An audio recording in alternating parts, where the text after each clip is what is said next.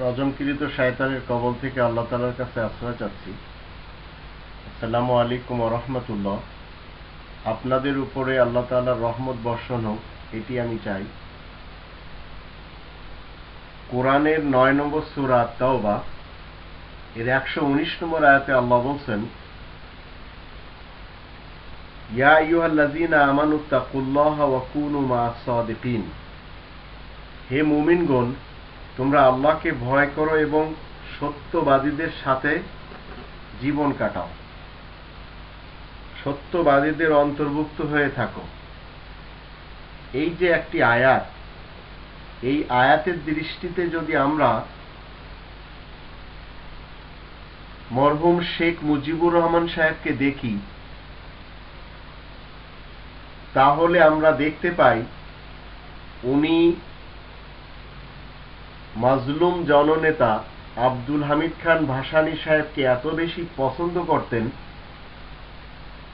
এবং ওনার দৃষ্টিতে আলেমদের এত কদর ছিল যে উনি সব সময় চেষ্টা করতেন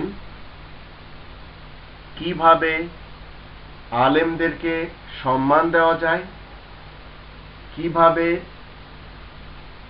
আলেমদেরকে নিয়ে মশওয়ারা করা যায়, কিভাবে আলেমদের খেদমত করা যায়।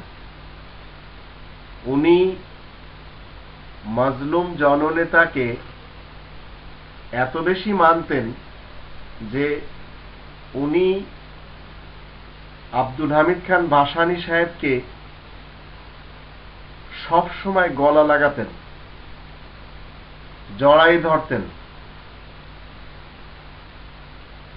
পশ্চিম পাকিস্তানের অনেক আলেমদেরকে মরহুম শেখ মুজিবুর রহমান সাহেব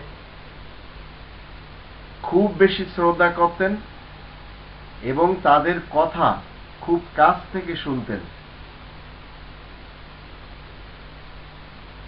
স্বাধীন বাংলাদেশের পর তিনি কোরআনের কাজের জন্য ইসলামিক ফাউন্ডেশন তৈরি করেছিলেন।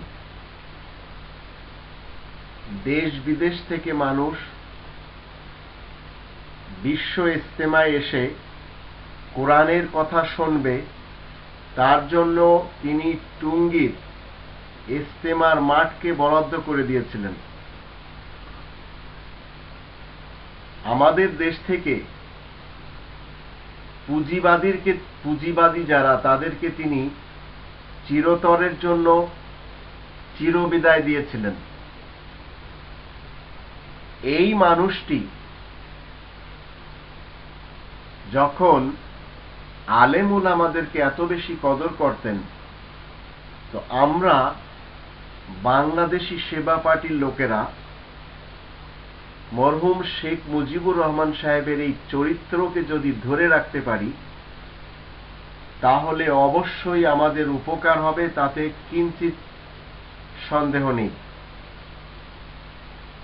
সত্যিকার যারা মানবপ্রেমী, তাদেরকে এই বিশেষ ব্যক্তিটি খুব বেশি পছন্দ করতেন।